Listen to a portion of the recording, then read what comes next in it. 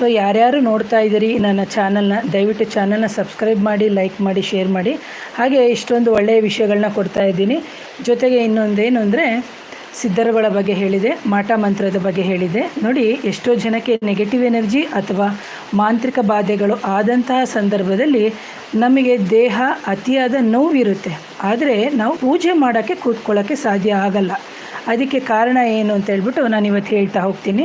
ಯಾಕೆ ಅಂತಂದರೆ ನೋಡಿ, ಕೆಲವರಿಗೆ ಒಂದು ಕ್ವಶನ್ಸ್ ಇರ್ತದೆ. 10-15 ವರ್ಷಗಳಿಂದ ನಾನು ಪೂಜೆ ಮಾಡ್ತಾ ಬರ್ತಾಯಿದ್ದೀನಿ, ಆದರೆ ನನಗೆ ಆವಾಗ ಆಗದೇ ಇರುವಂತಹ ನೋವು ಯಾವುದೋ ಒಂದು ದೇವಸ್ಥಾನಗಳಿಗೆ ಅಥವಾ ಒಂದು ಶಕ್ತಿ ದೇವಸ್ಥಾನಗಳಿಗೆ ಅಥವಾ ಯಾವುದೋ ಒಂದು ದೇವಸ್ಥಾನಕ್ಕೆ ಅಥವಾ ಯಾರೋ ಒಂದು ಗುರುಗಳ ಹತ್ರ ಅಥವಾ ಒಂದು ಸಿದ್ಧಿ ಪುರುಷರ ಹತ್ರ ಹೋಗಿ ಬಂದಾಗ ನನಗೆ ಜಾಸ್ತಿ ಆಯಿತು.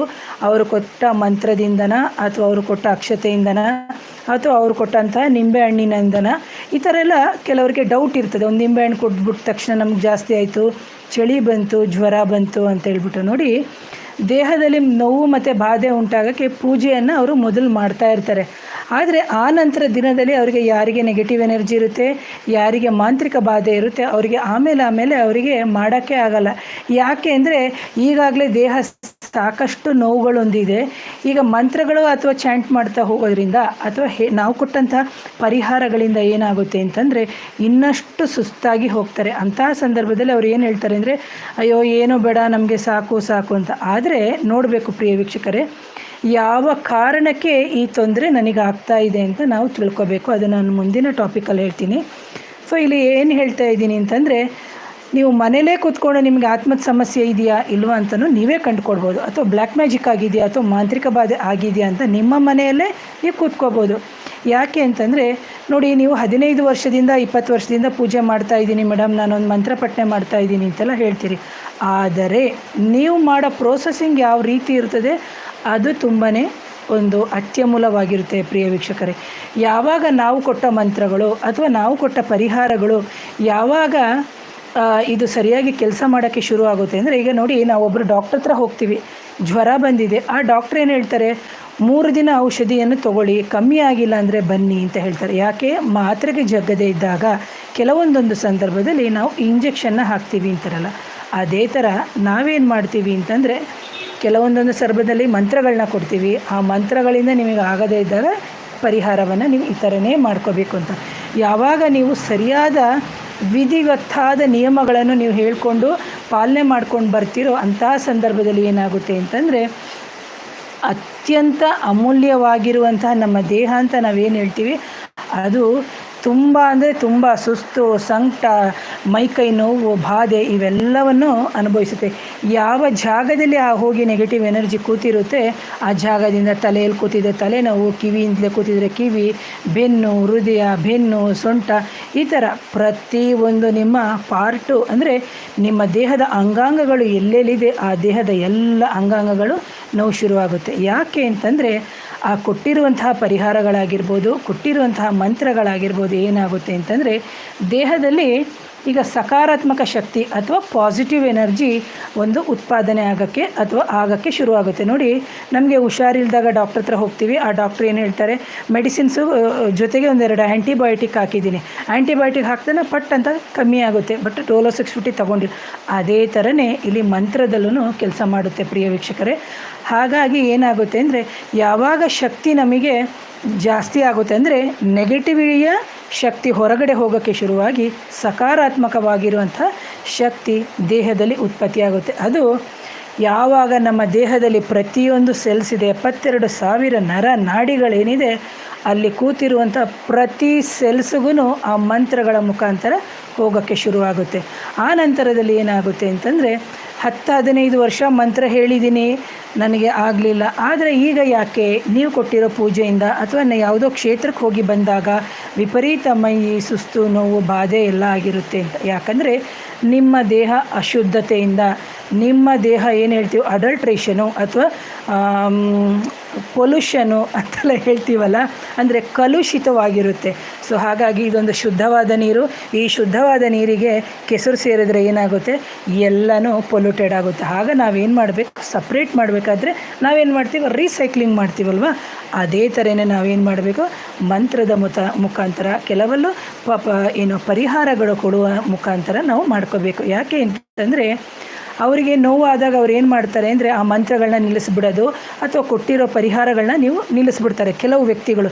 ಈ ನನ್ನ ಹಳೆ ಕ್ಲೈಂಟ್ಸ್ ಯಾರು ನೋಡ್ತಾ ಇರ್ತೀರಿ ಈ ವಿಡಿಯೋಗಳನ್ನ ಅವ್ರಿಗೆ ಪಕ್ಕಾ ಗೊತ್ತಾಗುತ್ತೆ ಮೇಡಮ್ ಹೇಳ್ತಾ ಇರೋದು ಹೇಗೆ ಏನು, ಯಾಕಂದರೆ ನನ್ನ ಹತ್ರ ಬಂದು ಪರಿಹಾರ ಮಾಡ್ಕೊಂಡು ಹೋದ್ಮೇಲೆ ಗೊತ್ತಾಗಿರುತ್ತಲ್ಲ.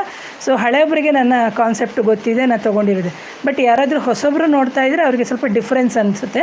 ಹಾಗಾಗಿ ನೋಡಿ, ಮೇಲ್ನೋಟಕ್ಕೆ ಎಷ್ಟೋ ಜನ ಏನು ಮಾಡ್ತಾರೆ, ಬೆಳಿಗ್ಗೆ ನಾವು ಡ್ಯೂಟಿಗೆ ಹೋಗಬೇಕು ಅಥವಾ ಸಂಜೆ ಹೋಗಬೇಕು ಅಥವಾ ನೈಟ್ ಡ್ಯೂಟಿ, ಈ ಥರ ಎಲ್ಲ ಹಲವಾರು ಸಮಸ್ಯೆಗಳು ನಮಗಿರುತ್ತೆ. ಬಹುತೇಕ ನಾವೇನು ಮಾಡಿಬಿಡ್ತೀವಿ, ಒಂದು ಸಣ್ಣದಾಗಿ ದೀಪ ಹಚ್ಬಿಡೋದು, ಗಂಧದ ಕಡ್ಡಿ ಹಿಂಗೆ ಅನ್ನೋದು, ಗಂಟೆ ಹಿಂಗೆ ಅನ್ನೋದು, ನಮ್ಮ ಪಾಡಿಗೆ ನಾವು ಸ್ನಾನ ಮಾಡ್ಕೊಂಡು ಹೊರಟೋಗ್ತೀವಿ. ಆದರೆ ಇಷ್ಟು ದಿನದಿಂದ ಆಗದೇ ಇರೋಂತೂ ನಮ್ಮ ಹತ್ರ ಬಂದಾಗ ನಾವು ಡೈಗ್ನೋಸ್ ಅಥವಾ ನಾವು ಏನು ನಿಮಗೆ ತೊಂದರೆ ಇದೆ ಆ ಥರ ಹೇಳಿದಾಗ ಅಥವಾ ಯಾರೋ ಒಬ್ಬ ವ್ಯಕ್ತಿ ಹತ್ರ ಹೋದಾಗ ಅಥವಾ ಯಾರ ಹತ್ರನೋ ಹೋದಾಗ ನಿಮಗೆ ಸರಿಯಾದ ಮಾಹಿತಿ ಸಿಕ್ಕಿದಾಗ ಏನಾಗುತ್ತೆ ಅಂದರೆ ಮಂತ್ರ ಮತ್ತು ಪೂಜೆಗಳಿಂದ ನಿಮಗೆ ನೋವು ಜಾಸ್ತಿ ಆಗೇ ಆಗುತ್ತೆ. ಇದನ್ನು ದಯವಿಟ್ಟು ಅರ್ಥ ಮಾಡ್ಕೋಬೇಕು ನನ್ನೆಲ್ಲ ಪ್ರೀತಿಯ ಸಬ್ಸ್ಕ್ರೈಬರ್ಸ್ ಆ್ಯಂಡ್ ಯಾರು ಈ ವಿಡಿಯೋವನ್ನು ನೋಡ್ತಾ ಇದ್ದೀರಿ ಅವರು.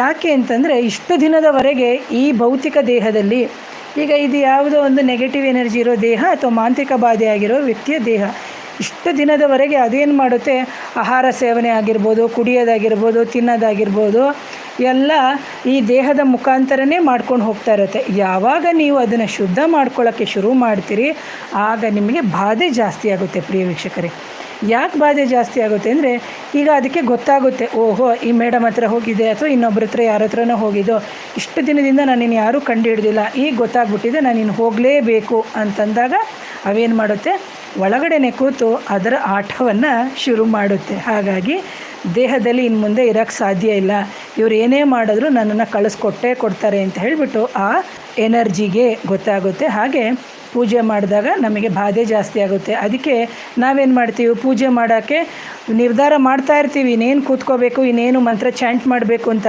ಅಷ್ಟೊತ್ತಿಗೆ ಆಕಳಿಕೆ ಶುರು ಆಗೋದು, ಅಷ್ಟೊತ್ತಿಗೆ ಸುಸ್ತು ಶುರು ಆಗೋದು, ಯಾರ್ದೋ ಫೋನ್ ಬಂತು ಅಥವಾ ಯಾರ್ದೋ ಏನೋ ಪ್ರಾಬ್ಲಮ್ ಆಯಿತು ಅಂತ ಹೇಳಿಬಿಟ್ಟು ಕೊಟ್ಟಿರೋ ಪರಿಹಾರಗಳು ಬಿಡೋದು, ಅಥವಾ ನೀವು ನಿಮ್ಮ ಸ್ವಂತ ಇಚ್ಛೆಯಲ್ಲಿ ಮಂತ್ರವನ್ನು ಜಪ ಮಾಡ್ತಾ ಇರ್ತೀರಿ ಅಥವಾ ಗಾಯತ್ರಿ ಮಂತ್ರನೋ ಈ ಥರ ಎಲ್ಲ ಜಪ ಮಾಡ್ತಾ ಇರ್ತೀರಿ. ಆಗ ಏನಾಗುತ್ತೆ ಅಂತಂದರೆ ನಮ್ಮ ಮೂಲಾಧಾರ ಚಕ್ರ ಅಥವಾ ನಾವು ಸಪ್ತ ಚಕ್ರಗಳು ಅಂತ ಏನು ಹೇಳ್ತೀನಿ ಪ್ರಿಯ ವೀಕ್ಷಕರೇ, ಅದರದಿನ್ನೂ ಕಾನ್ಸೆಪ್ಟ್ ಮಾಡಿಲ್ಲ, ಅಂದರೆ ಮುಂದಿನ ದಿನದಲ್ಲಿ ಮಾಡ್ತೀನಿ. ಆ ಸಪ್ತ ಚಕ್ರಗಳಿಂದ ಆ ಎನರ್ಜಿ ಏನಾಗುತ್ತೆ, ಮೇಲ್ಮುಖವಾಗಿ ಸಕಾರಾತ್ಮಕ ಅಥವಾ ಪಾಸಿಟಿವ್ ಎನರ್ಜಿ ಮೇಲ್ಮುಖವಾಗಿ ನಮಗೆ ಹೋಗೋಕ್ಕೆ ಶುರುವಾಗುತ್ತೆ. ಆಗ ಪಾಸಿಟಿವ್ ಆಗಿ ನೆಗೆಟಿವ್ ಇರೋ ಶಕ್ತಿ ಏನಾಗುತ್ತೆ, ದೇಹದಿಂದ ಹೊರಗಡೆ ಹೋಗಬೇಕು. ಆಗ ನಿಮಗೇನಾಗುತ್ತೆ, ಸಕ್ಸಸ್ ಕಾಣುತ್ತೆ. ನೋಡಿ, ವರ್ಷಾನುಗಟ್ಟಲೆ, ಕೆಲವರಿಗೆ ವರ್ಷಾನುಗಟ್ಟಲೆ ಆಗುತ್ತೆ, ಕೆಲವರಿಗೆ 6 ತಿಂಗಳಾಗುತ್ತೆ, ಕೆಲವರಿಗೆ 3 ತಿಂಗಳಾಗುತ್ತೆ, ಕೆಲವರಿಗೆ 1 ವರ್ಷ ಆಗುತ್ತೆ. ಯಾಕಂದರೆ ಇದೆಲ್ಲವೂ ನಮ್ಮ ಕರ್ಮದ ಅನುಸಾರವಾಗಿ. ಈಗ ನೋಡಿ, ಡಾಕ್ಟ್ರ್ ಹತ್ರ ಹೋದಾಗಲೂ ಅಷ್ಟೇ, ಅವರು ಇಲ್ಲ ನೀವು ಕಂಟಿನ್ಯೂ ಟ್ರೀಟ್ಮೆಂಟ್ ತೊಗೋಬೇಕು ಅಂದಾಗ ನಾವು ತೊಗೊಳ್ಳೇಬೇಕು. ಅದು ಆಯುರ್ವೇದನೇ ಆಗಲಿ, ಅದು ಅಲೋಪತಿನೇ ಆಗಲಿ, ಯಾಕಂದರೆ ನಮಗೆ ಸರಿಯಾದ ರೀತಿಯಲ್ಲಿ ಡಯಾಗ್ನೋಸ್ ಆಗಿದ್ದರೆ. ಇಲ್ಲದಿದ್ದರೆ ಈ ಥರ ಇದ್ದವರಿಗೆ ಯಾವುದೇ ರೀತಿಯ ಡಯಾಗ್ನೋಸ್ ಆಗೋಕ್ಕೆ ತುಂಬ ಕಷ್ಟ ಇರುತ್ತೆ. ಆವಾಗ ಏನು ಮಾಡುತ್ತೆ ಅಂದರೆ, ನೀವು ಯಾವಾಗ ಮಂತ್ರ ಪೂಜೆ ಇವೆಲ್ಲ ಮಾಡ್ತೀರಿ ಅಂತಹ ಸಂದರ್ಭದಲ್ಲಿ ನಿಮ್ಮ ನಿರ್ಧಾರಗಳನ್ನ ಇದನ್ನು ಬದಲಾಯಿಸೋಕ್ಕೆ ಶುರು ಮಾಡುತ್ತೆ. ಆವಾಗ ನೀವೇನು ಮಾಡ್ತೀರಿ, ಕೋಪ ಮಾಡ್ಕೊಳ್ಳೋದು, ಕೂಗಾಡೋದು, ಮನೆಯವ್ರ ಮೇಲೆ ಶುರು ಮಾಡೋದು, ಈ ಥರ ಎಲ್ಲ ಶುರು ಮಾಡೋದು, ಮಕ್ಳಿಗೆ ಹೊಡೆಯೋದು ಆ ಥರ. ಯಾಕಂದರೆ ನಿಮಗೆ ಗೊತ್ತಾಗ್ತಾ ಇರುತ್ತೆ, ನನ್ನ ದೇಹಕ್ಕೆ ಕಷ್ಟ ಆಗ್ತಾಯಿದೆ, ನನ್ನನ್ನು ಯಾರೂ ಅರ್ಥ ಮಾಡ್ಕೊಳ್ಳಲ್ಲ ಅಂತ ಹೇಳ್ಬಿಟ್ಟು. ಆಗ ನಿಮ್ಮ ಆ್ಯಕ್ಟಿವಿಟೀಸ್ ಏನಾಗುತ್ತೆ, ತುಂಬ ವಿಚಿತ್ರವಾಗುತ್ತೆ. ಯಾವಾಗ ಇದು ವಿಚಿತ್ರ ಮಾಡಿದಾಗ ನಿಮ್ಮ ಗಂಡನೋ ಅಥವಾ ಗಂಡನಿಗಾಗಿದ್ದರೆ ಹೆಂಡತಿ, ಹೆಂಡತಿಗಾದರೆ ಗಂಡ, ಅತ್ತೆಗಾಗಿದ್ದರೆ ಮಾವ, ಈ ಥರ ಫ್ಯಾಮಿಲಿಲಿ ಆ ಥರ ಆದಾಗ ಏನು ಹೇಳ್ತಾರೆ ಅಂತಂದರೆ, ಬಿಟ್ಬಿಡೆ ಆ ಪೂಜೆ, ಅದೇನೇ ಆ ಪೂಜೆ ಮಾಡ್ತೀಯ, ಯಾಕೆ ಆ ಪೂಜೆ ಮಾಡಿ ಏನಾಗಿದೆ, 15 ವರ್ಷದಿಂದ ನಾವು ಇರಲಿಲ್ವಾ, ಇನ್ನೊಂದು 10 ವರ್ಷ ಅಂತ. ಖಂಡಿತವಾಗ್ಲೂ ಆ ಥರ ಮಾಡಿಬಿಡಿ. ಯಾಕಂದರೆ ಇಷ್ಟು ವರ್ಷದಿಂದ ಈ ದೇಹನ ಇದು ಬಳಸ್ಕೊಂಡೇ ಇತ್ತು. ಯಾವಾಗ ಸಕಾರಾತ್ಮಕ ಶಕ್ತಿ ತುಂಬಕ್ಕೆ ಶುರುವಾದಾಗ ಏನು ಮಾಡುತ್ತೆ, ನಿಮ್ಮ ದೇಹವನ್ನು ನಾಶಗೊಳಿಸಿ ನಿಮ್ಮ ಬುದ್ಧಿಯನ್ನು ಸೀಮಿತದಲ್ಲಿ ಇಲ್ಲದಂಗೆ ಮಾಡುತ್ತೆ. ಯಾಕೆ ಅಂತಂದರೆ ಅದಕ್ಕೆ ಇಷ್ಟು ದಿನದಿಂದ ಏನು ತಿನ್ನಬೇಕು, ಏನು ಕುಡಿಬೇಕು, ಯಾವ ರೀತಿ ಇರಬೇಕು, ಇವೆಲ್ಲ ಅದು ಒಂದು ನಿಮ್ಮ ಜೊತೆ ಅದು ಕಾಂಟ್ಯಾಕ್ಟಲ್ಲಿರುತ್ತೆ. ಅಂತಹ ಸಂದರ್ಭದಲ್ಲಿ ನಿಮಗೆ ಯಾರು ಸಮಾಧಾನ ಮಾಡೋಕ್ಕೂ ಆಗಲ್ಲ, ನಿಮ್ಮನ್ನು ಒಂದು ಪ್ರೀತಿಯಾಗಿ ಮಾತಾಡ್ಸೋಕ್ಕೂ ಆಗಲ್ಲ. ಜೊತೆಗೆ ಏನಾಗುತ್ತೆ ಅಂದರೆ ನೀವು ಬೇರೆಯವ್ರ ಮೇಲೆ ಅಗ್ರೆಸಿವ್ ಆಗಿ ಮಾತಾಡಿ ನಿಮ್ಮ ಸಂಬಂಧಗಳನ್ನ ಹಾಳು ಮಾಡ್ಕೋತೀರಿ. ಅದೇ ಥರ ಊಟ ತಿಂಡಿಯಲ್ಲೂ ನಿಮಗೆ ವ್ಯತ್ಯಾಸ ಆಗ್ಬಿಡ್ತದೆ, ಅಜೀರ್ಣ ಆಗೋದು ಅಥವಾ ಹೊಟ್ಟೆ ನೋವು ಬರೋದು. ಜೊತೆಗೆ ಈಗ ತೊಗೊಂಡಿರೋ ಡಿಸಿಷನ್ ಇನ್ನು ಸ್ವಲ್ಪ ಹೊತ್ತಿಗೆ ನಿಮಗೆ ತೊಗೊಳಕ್ಕಾಗಲ್ಲ. ಸಣ್ಣ ಪುಟ್ಟ ನಿರ್ಧಾರಗಳನ್ನೇ, ಈಗ ಸಣ್ಣದು ಯಾವುದೋ ಒಂದು ಡಿಸಿಷನ್ ತೊಗೊಳ್ಬೇಕಿರುತ್ತೆ, ಅದು ದೊಡ್ಡದಾಗಿ ತೊಗೊಂಡು ಏನೋ ಒಂದು ಪ್ರಾಬ್ಲಮ್ ಮಾಡಿ ಸಿಕ್ಕಾಕೊಂಡ್ಬಿಡೋದು, ಈ ಥರ ಎಲ್ಲ ಆಗ್ತದೆ. ಜೊತೆಗೆ ಏನಾಗುತ್ತೆ ಅಂದರೆ ನಿಮ್ಮ ದಿನನಿತ್ಯದ ಜೀವನದ ಕೆಲಸ ಅಂತ ಏನಿದೆ, ಆ ದಿನನಿತ್ಯ ಜೀವನದ ಕೆಲಸಕ್ಕೂ ಅವು ತೊಂದರೆ ಮಾಡಿಬಿಡುತ್ತೆ. ಹಾಗಾಗಿ ಯಾವುದೇ ನಕಾರಾತ್ಮಕ ಬಾಧೆ ಇರುವಂಥ ವ್ಯಕ್ತಿಯಾಗಲಿ ಅಥವಾ ಮಾಂತ್ರಿಕ ಬಾಧೆ ಆಗಿರುವಂಥ ವ್ಯಕ್ತಿಯಾಗಿರಲಿ ಅಥವಾ ಮಾರಣಾಂತಿಕ ಹಲ್ಲೆಗೆ ಒಳಗಾಗಿ ಅಂದರೆ ಮಾರಣ ಕ್ರಿಯೆಯನ್ನು ಮಾಡಿಸಿರೋಂಥ ವ್ಯಕ್ತಿಯ ಮೇಲೆ ಹಲ್ಲೆ ಆಗಿದ್ದರೂ ಸಮೇತ ಅವರೇನು ಮಾಡಬೇಕು, ಪರಿಹಾರ ಅಂತ ಹೋದಾಗ ಖಂಡಿತವಾಗ್ಲೂ ತುಂಬ ಈ ದೇಹಕ್ಕೆ ಅಥವಾ ಈ ಭೌತಿಕ ದೇಹಕ್ಕೆ ತುಂಬ ತೊಂದರೆಗಳಾಗುತ್ತೆ. ಆಗ ನೀವೇನು ಮಾಡ್ತೀರಿ, ಜಪ ಮಾಡೋದನ್ನ ಅಥವಾ ಮಂತ್ರ ಹೇಳೋದನ್ನ ಅಥವಾ ಪೂಜೆ ಪುರಸ್ಕಾರಗಳನ್ನ ಅಥವಾ ಯಾವುದೋ ಕ್ಷೇತ್ರಗಳಿಗೆ ಹೋಗ್ತಾ ಇದ್ರಿ, ಆ ಕ್ಷೇತ್ರಗಳಿಗೆ ಅಥವಾ ದೇವಸ್ಥಾನಗಳಿಗೆ ಅಥವಾ ಒಂದು ಸಿದ್ಧ ಪರಂಪರೆ ಇರುವಂಥ ಜೀವಂತ ಸಮಾಧಿ ಅಥವಾ ಒಂದು ಗುರುಗಳ ಸಮಾಧಿ ಅಂತ ಹೋದಾಗ ನಿಮಗೆ ಪೂರ್ತಿ ಸುಸ್ತು, ಸಂಕಟ, ಹೊಟ್ಟೆ ತೊಳಸೋದು, ವಾಂತಿ ಬಂದಂಗೆ ಆಗೋದು, ಕೆಳಗಡೆ ತುಂಬಿಕೊಳ್ಳೋದು, ಬರಬೇಕು, ಇದೆಲ್ಲ ಕಾಂಪ್ಲಿಕೇಶನ್ಸ್ ಆಗುತ್ತೆ. ಅಂಥ ಸಂದರ್ಭದಲ್ಲಿ ನೀವೇನು ಮಾಡ್ತೀರಿ, ಇನ್ನು ಹೋಗೋದೇ ಬೇಡ ಅಂತೇಳ್ಬಿಟ್ಟು ನಿಮಗೆ ಆ ಥರ ಪ್ರಚೋದನೆ ಮಾಡುತ್ತೆ, ಇನ್ನು ಮುಂದೆ ಆ ಜಾಗಕ್ಕೆ ನಾನು ಹೋಗೋದೇ ಬೇಡ ಅಂತೇಳ್ಬಿಟ್ಟು. ಆಗ ಅದೇನು ಮಾಡುತ್ತೆ ಅಂದರೆ ನಿಮ್ಮನ್ನು ಹಿಡಿತದಲ್ಲಿ ತಗೊಂಡಾಗ ನಿಮ್ಮ ನಗು, ನಿಮ್ಮ ತಿನ್ನೋದು, ನಿಮ್ಮ ಇದು ಎಲ್ಲ ಬದಲಾವಣೆ ಆಗುತ್ತೆ. ಟೋಟಲಾಗಿ ನಿಮ್ಮ ನಗು ಆಗಿರ್ಬೋದು, ನಿಮ್ಮ ದೇಹ ಆಗಿರ್ಬೋದು, ಎಲ್ಲನೂ ಬದಲಾವಣೆ ಆಗ್ತಾ ಬರುತ್ತೆ ಪ್ರಿಯ ವೀಕ್ಷಕರೇ. ಹಾಗಾಗಿ ಆ ಶುದ್ಧವಾಗಿರುವಂತಹ ಆತ್ಮ ನಿಮ್ಮ ದೇಹದಲ್ಲಿ ಇರಬೇಕಾದಾಗ ನೀವು ಎಚ್ಚೆತ್ಕೊಂಡು ಪೂಜೆಗಳನ್ನು, ಮಂತ್ರಗಳನ್ನು ಅಥವಾ ಕೊಟ್ಟಿರುವ ಪರಿಹಾರಗಳನ್ನ ಸರಿಯಾಗಿ ಮಾಡ್ಕೊಂಡು ಹೋಗ್ತಾ ಇದ್ದರೆ ಯಾವುದೇ ಕಾರಣಕ್ಕೂ ಹೇಳ್ತೀವಿ, ಒಂದು ಸತಿ ಹಿಡಿದ ಮೇಲೆ ನಾನು ಕೈ ಬಿಡಲ್ಲ ಮೇಡಮ್, ನಾನು ಏನೇ ಆದರೂ ಮಾಡ್ತೀನಿ ಅಂತ ಹೇಳ್ತೀರಲ್ಲ, ಅದೇ ಥರದಲ್ಲಿ ನೀವು ಈ ಕಾರ್ಯಕ್ರಮವನ್ನು ಯಾರು ನೋಡಿರ್ತೀರಿ ಅವರು ಇನ್ನೂ ಒಂದು 10 ಜನಕ್ಕೆ, 15 ಜನಕ್ಕೆ, ಸಾವಿರಾರು ಜನಕ್ಕೆ ಶೇರ್ ಮಾಡಿ ಪ್ರಿಯ ವೀಕ್ಷಕರೇ. ಆಗ ನಮ್ಮ ಪೂಜೆಗಳು ಏನು ಮಾಡುತ್ತೆ, ಫಲ ಕೊಟ್ಟೇ ಕೊಡುತ್ತೆ. ಯಾವಾಗ ನೋವು ಜಾಸ್ತಿ ಆಗುತ್ತೆ ನಿಮಗೆ ಅಂತಂದರೆ ಅದು ಕರೆಕ್ಟಾಗಿರುವಂತಹ ಪರಿಹಾರ, ಕರೆಕ್ಟಾಗಿ ನಿಮ್ಮ ತೊಂದರೆಗೆ ಕರೆಕ್ಟಾಗಿ ಕೊಟ್ಟಿರುವಂಥ ರೆಮಿಡಿ ಅಂತ ನೀವು ಅಂದ್ಕೋಬೇಕು. ಈಗ ಡಾಕ್ಟ್ರ್ ಹತ್ರ ಹೋಗಿ ಬಂದು 3 ದಿನ ಕಮ್ಮಿ ಆಗಿಲ್ಲ, 5 ದಿನ ಕಮ್ಮಿ ಆಗಿಲ್ಲ ಅಂದಾಗ ಹೆಂಗೆ ಹೋಗ್ತೀವೋ ಅದೇ ಥರನೇ ಅವ್ರು ಹೇಳ್ತಾರೆ, ಕಮ್ಮಿ ಆಗಿಲ್ದಾಗ ಬನ್ನಿ, ಇಷ್ಟು ದಿನದಲ್ಲಿ ಕಮ್ಮಿ ಆಗುತ್ತೆ ಅಂತ. ಅದೇ ಥರನೇ ನಾವುಗಳು ಹೇಳಿರ್ತೀವಿ. ಈಗ ನಾನಾಗಿರ್ಬೋದು ಅಥವಾ ನಾನು ಅದರ್ ಯಾರಿರ್ತಾರೆ ಅವ್ರುಗಳು ಹೇಳಿರ್ತಾರೆ ಅಂತ ನಾನು ಅನ್ಕೋತೀನಿ, ಗೊತ್ತಿಲ್ಲ, ನನ್ನದೇ ಆದ ಸಿಸ್ಟಮಲ್ಲಿ ನಾನು ತೊಗೊಂಡು ಹೋಗ್ತಾ ಇರ್ತೀನಿ. ಹಾಗೆ ನೀವು ಕೂತ್ಕೊಳ್ಳೋ ಜಾಗ ಆಗಿರ್ಬೋದು ಅಥವಾ ನೀವು ನಿಂತ್ಕೊಳ್ಳೋ ಜಾಗ ಆಗಿರ್ಬೋದು, ನಿಮ್ಮ ವೇ ಆಫ್ ಸ್ಟೈಲ್ ಆಗಿರ್ಬೋದು, ವೇ ಆಫ್ ಟಾಕಿಂಗ್ ಆಗಿರ್ಬೋದು, ಅಂದರೆ ಎಲ್ಲವೂ ಬದಲಾವಣೆ ಆಗುತ್ತೆ. ನಿಜ ಹೇಳಬೇಕು ಅಂತಂದರೆ ಮಾನ ಮರ್ಯಾದೆ ಇರೋರು, ಅಂದರೆ ಪ್ರತಿಯೊಬ್ಬರಿಗೂ ಮಾನ ಮರ್ಯಾದೆ ಇರುತ್ತೆ, ಪ್ರತಿಯೊಂದು ಜಾಗಕ್ಕೂ ತೊಂದರೆ ಕೊಟ್ಟಾಗ್ಬಿಡುತ್ತೆ. ಯಾಕಂದರೆ ನಿಮ್ಮ ಗುಪ್ತಾಂಗ ಅಥವಾ ಜೆನೆಟಿಕಲ್ ಆರ್ಗನ್ಸ್ ಅಂತ ಏನಿದೆ ಅಲ್ಲಿಗೆಲ್ಲ ತೊಂದರೆ ಮಾಡುತ್ತೆ. ಸೊ ಇದು ತುಂಬ ಹೇಳ್ಕೊಳ್ಳೋಕ್ಕೆ ನನಗೆ ಒಂಥರ ಅನಿಸುತ್ತೆ. ಯಾಕಂದರೆ ಇದೆಲ್ಲ ಹೇಳಬೇಕಾ ಬೇಡ ಅಂತ. ಯಾಕಂದರೆ ಎಷ್ಟೋ ಜನ ಹೆಣ್ಮಕ್ಳು, ಎಷ್ಟೋ ಜನ ಗಂಡಸರಿಗೂ ಈ ತೊಂದರೆ ಇದೆ. ಇದನ್ನು ನಾನು ನೋಡಿದ್ದೀನಿ, ಇದು ಕೇಳಲ್ಪಟ್ಟಿದ್ದೀನಿ, ಕ್ಲಿಯರ್ ಮಾಡಿಕೊಟ್ಟಿದ್ದೀನಿ. ಸೊ ಹಾಗಾಗಿ ಇಷ್ಟು ನೇರವಾಗಿ ನಾನು ಹೇಳ್ತಾ ಇರೋದು. ಆನಂತರದಲ್ಲಿ ಅವರಿಗೆ ಕನಸುಗಳು ಬೀಳ್ತಾ ಇರುತ್ತೆ, ಮನಃಶಾಂತಿ ಇಲ್ದಂಗೆ ಮಾಡಿಬಿಡುತ್ತೆ, ಜೊತೆಗೆ ನಾಲಿಗೆ ಸಮೇತ ಹಿಡಿತದಲ್ಲಿ ಇರೋಕ್ಕೆ ಬಿಡಲ್ಲ. ನೀನು ಮಂತ್ರ ಹೇಳಿ ಪೂಜೆ ಮಾಡಿದ್ರೆ ತಾನೇ ಕಳ್ಸೋಕ್ಕಾಗೋದು ಅಂಥೇಳಿ ನಿಮ್ಮ ಬಾಯಿಂದ ಕೆಟ್ಟ ಕೆಟ್ಟ ಪದಗಳು ಬರುವಂಗೆ ಮಾಡುತ್ತೆ, ನಿಮಗೆ ತುಂಬ ಕೋಪ ಬರುವಂಗೆ ಮಾಡುತ್ತೆ. ಜೊತೆಗೆ ಮಂತ್ರ, ಈಗ ಗಂಡ ಇದ್ದರೆ ಗಂಡನ ಮೈಲೂ ಇರುತ್ತೆ, ಹೆಂಡತಿ ಮೈಲೂ ಇರುತ್ತೆ ಅಂದಾಗ ಇಬ್ಬರಿಗೂ ಕ್ಲಾಶಸ್ ಆಗೋದು. ಜೊತೆಗೆ ಅವನು ಹೇಳ್ತಾನೆ, ಬಿಟ್ಬಿಡೆ, ಅದೇನೇ ಮೇಡಮ್ ಹೇಳಿದ್ದಾರೆ, ಅದೇನೇ ಅವ್ರು ಹೇಳಿದ್ದಾರೆ ಮಾಡೋದು, ಬಿಟ್ಬಿಡೆ, ಆರಾಮಾಗಿರು ಅಂತ. ಆಗ ಏನಾಗುತ್ತೆ ಅಂತಂದರೆ ಅದು ಇನ್ನೂ ಬಲವಾಗಿ ಬೇರೂರಿ ನಿಮ್ಮನ್ನು ಸತತವಾಗಿ ಹಾಸಿಗೆ ಹಿಡಿಯೋ ಥರ ಮಾಡುತ್ತೆ. ಆಗ ಏನಾಗುತ್ತೆ ಅಂತಂದರೆ ಸಾಯುವಾಗ, means at the end of the ಏನು ಏಜ್ ಆದಮೇಲೆ ಅಥವಾ ಮಧ್ಯದ ವಯಸ್ಸಲ್ಲೇ ಸಾವು, ಈ ಥರ ತೊಂದರೆಗಳಾದಾಗ ನಮಗೆ 1-2 ಆತ್ಮಗಳಿದ್ದರೆ ಸರಿ. ಅಂತಹ ಸಂದರ್ಭದಲ್ಲಿ ಅದು ಯೂರಿನ್ ಮುಖಾಂತರನೋ ಅಥವಾ ಮೋಷನ್ ಮುಖಾಂತರದಲ್ಲಿ ಹೋದರೆ ಪರವಾಗಿಲ್ಲ. ಆದರೆ ಯಾವ ವ್ಯಕ್ತಿಯ ದೇಹದಲ್ಲೇ ಕೂತ್ಕೊಂಡು ತೊಂದರೆ ಮಾಡಿ ಅದು ಆ ಎನರ್ಜಿ ಮತ್ತೆ ದೈವಲೋಕಕ್ಕೆ ಹೋಗಿ ಮತ್ತೆ ಒಂದು ಸದ್ಗತಿ ತಗೊಂಡ್ರೆ ಪರವಾಗಿಲ್ಲ, ಮತ್ತೆ ಇನ್ನೊಬ್ಬರು ಯಾರ್ದೋ ಅವ್ರ ಮನೇಲಿರೋದನ್ನ ಅವ್ರ ಕಡೆಯವ್ರಿಗೆ ಹಿಡ್ಕೊಂಡು ಕೆಲವು ತೊಂದರೆಗಳು ಮಾಡುತ್ತೆ. ಹಾಗಾಗಿ ಪ್ರಿಯ ವೀಕ್ಷಕರೇ, ಯಾವಾಗ ಪೂಜೆ, ಯಾವಾಗ ಮಂತ್ರ ಜಪ ಮಾಡ್ತೀರಿ ಆಗ ನಮ್ಮ ಸ್ಥೂಲ ಶರೀರ ಅಂತ ನಾವೇನಿದೆ ಆ ಸ್ಥೂಲ ಶರೀರ ಜೊತೆಗೆ ನಮ್ಮ ಸೂಕ್ಷ್ಮ ಶರೀರದ ಚಕ್ರಗಳು ಜಾಗೃತಿ ಆಗುತ್ತೆ. ಯಾಕಂದರೆ ಸಾಯಬೇಕಾದ್ರೆ ನಮ್ಮ ಸ್ಥೂಲ ಶರೀರದಿಂದ ಸೂಕ್ಷ್ಮ ಶರೀರ ಹೊರಗಡೆ ಬರುತ್ತೆ. ಇದೆಲ್ಲ ದೊಡ್ಡ ಸಬ್ಜೆಕ್ಟು, ಇದೆಲ್ಲ ಆಸ್ಟ್ರೋ ಟ್ರಾವೆಲ್ ಮಾಡೋಕ್ಕೆ ಅಥವಾ ಆಸ್ಟ್ರೋ ಟ್ರಾವೆಲ್ ವಿದ್ಯೆಯಲ್ಲಿ ಬರುತ್ತೆ. ಹಾಗಾಗಿ ಯಾವಾಗ ಈ ಥರ ತೊಂದರೆ ಬರುತ್ತೆ, ಹೆಚ್ಚು ಹೆಚ್ಚು ಮಂತ್ರ ಹೇಳಬೇಕು, ಹೆಚ್ಚು ಹೆಚ್ಚು ಪೂಜೆ ಮಾಡಬೇಕು. ಗಂಟೆಗಟ್ಟಲೆ ಕೂತ್ಕೊಂಡು ಗಾಯತ್ರಿ ಮಂತ್ರ ಹೇಳಿದ್ದೀನಿ ಮೇಡಮ್, ಇಲ್ಲ, ಯಾವ ವಿಧಾನದಲ್ಲಿ ಹೇಳ್ತಿದ್ದೀರಿ, ಯಾವ ಗಾಯತ್ರಿ ಹೇಳ್ತಾ ಇದ್ದೀರಿ? ಇವತ್ತು ಯಾರೋ ಫೋನ್ ಮಾಡಿದರು ನನಗೆ, ನಾನು ಇಷ್ಟು ವರ್ಷದಿಂದ ಗಾಯತ್ರಿ ಮಾಡ್ತಾಯಿದ್ದೀನಿ, ದಿನಕ್ಕೆ ಇಷ್ಟು ಸಲ ಗಾಯತ್ರಿ ಮಾಡ್ತಾಯಿದ್ದೀನಿ. ಯಾವ ಗಾಯತ್ರಿ ಮಾಡ್ತಾಯಿದ್ರಿ? ಗಾಯತ್ರಿ ಮೂಲ ಮಂತ್ರನೇ ಬೇರೆ, ಅಥವಾ ಗಾಯತ್ರಿ ಮಂತ್ರಗಳಲ್ಲಿ ಹಲವಾರು ವಿಧಗಳಿದೆ. ಸೊ ಅದು ಬಂದು ಮುಂದಿನ ದಿನಗಳಲ್ಲಿ ನನಗೆ ಸಮಯ ಸಿಕ್ಕಿದಾಗ ಮಾತಾಡ್ತೀನಿ ವೀಕ್ಷಕರೇ.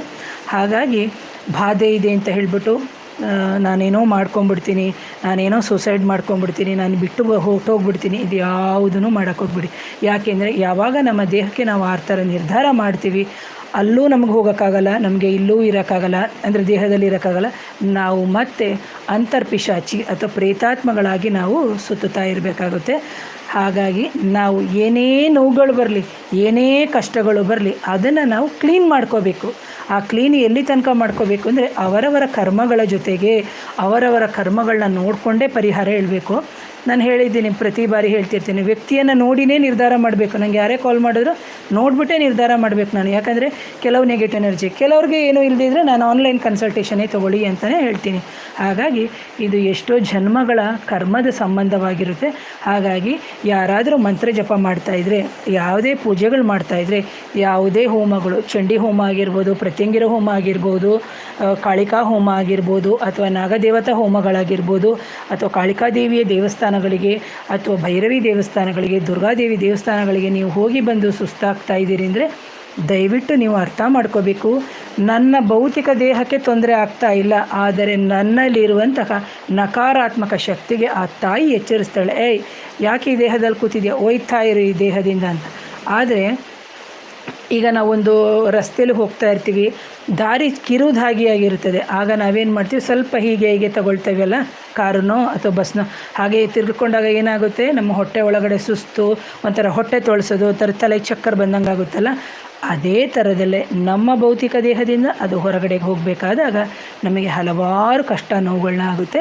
ಹಾಗಾಗಿ ಯಾರ್ಯಾರು ಮಂತ್ರ ಜಪ ಮಾಡ್ತಾಯಿದ್ದೀರಿ, ಯಾರ್ಯಾರು ಪೂಜೆ ಪುರಸ್ಕಾರ ಮಾಡ್ತಾಯಿದ್ದೀರಿ, ಸರಿಯಾದ ವಿಧಾನದಲ್ಲಿ ಮಾಡಬೇಕು ಅಂತ ನಾನು ಹೇಳ್ತೀನಿ. ಸೊ ಮತ್ತೊಮ್ಮೆ ನನ್ನೆಲ್ಲ ಪ್ರೀತಿಯ ಗುರುವರಿಯರನ್ನು, ಸಿದ್ಧ ಪುರುಷರನ್ನು ನೆನೆಸ್ತಾ, ಆ ಜಗನ್ಮಾತೆಯಾದ ಕಾಳಿಕಾದೇವಿಗೆ ಮತ್ತೆ ನೆನೆಸ್ತಾ, ನಾಗಕಾಳಿಕೆಗೆ, ಯಾಕಂದರೆ ನಾನು ಶ್ರೀ ದಕ್ಷಿಣ ನಾಗಕಾಳಿಕಾದೇವಿಯ ಕ್ಷೇತ್ರದ ಒಂದು ಪ್ರತಿಷ್ಠಾಪನೆಯ ಕಾರ್ಯದಲ್ಲಿ ಇದ್ದೀನಿ. ಹಾಗಾಗಿ ಸೊ ಈ ತಾಯಿಯಾಗಿರುವಂತಹ ಜಗನ್ಮಾತೆ, ಯಾಕಂದರೆ ಕಾಳಿಕಾದೇವಿಯನ್ನು ಆರಾಧನೆ ಮಾಡೋದ್ರಿಂದ ನಮ್ಮ ಸಕಲ ಕಷ್ಟಗಳು, ಮಾಂತ್ರಿಕ ಬಾಧೆ ಆಗಿರ್ಬೋದು ಅಥವಾ ಮೈಯಲ್ಲಿರುವಂಥ ಶಕ್ತಿಗಳು ನಿವಾರಣೆ ಆಗುತ್ತೆ. ಯಾಕಂದರೆ ಕೆಲವೊಂದೊಂದು ಕ್ಷೇತ್ರದ ಮಹಿಮೆ ಆ ಥರ ಇರುತ್ತೆ ಪ್ರಿಯ ವೀಕ್ಷಕರೇ. ಮಣ್ಣು ಅಂತಂದಾಗ ಆ ಮಣ್ಣಿನ ಮಹತ್ವನೇ ಬೇರುತ್ತೆ. ಅದನ್ನು ಮುಂದಿನ ದಿನಗಳಲ್ಲಿ ಹೇಳ್ತೀನಿ. ಸೊ ಮತ್ತೊಮ್ಮೆ ಮಗದೊಮ್ಮೆ ಈ ವಿಡಿಯೋವನ್ನು ಹಲವಾರು ಜನರಿಗೆ ಶೇರ್ ಮಾಡಿ, ಮತ್ತಷ್ಟು ಮಂತ್ರ ಜಪ ತಪ ಏನಿದೆ ಅವೆಲ್ಲವನ್ನು ಸರಿಯಾದ ದಾರಿಯಲ್ಲಿ ಸರಿಯಾದ ಗುರುವರಿಯರ ಮುಖಾಂತರ ಕಲಿತು ಮಾಡಿ ಅಂತ ಹೇಳ್ತೀನಿ. So once again thank you.